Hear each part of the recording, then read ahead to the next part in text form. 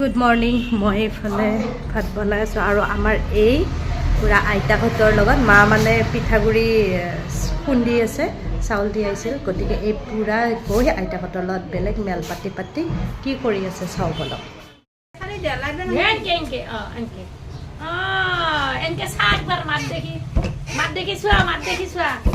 মাৰি আছে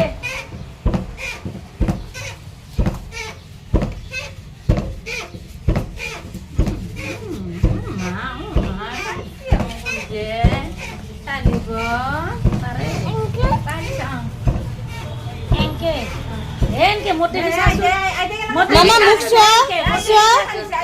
এনকে এবাৰ মোকো চাই দিয়া।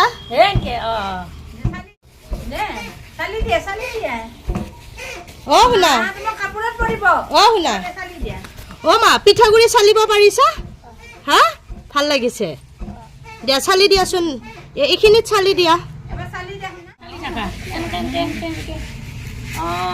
বুঢ়িয়াৰা চালছিয়ে সেইকেইটা নালাৰিবা।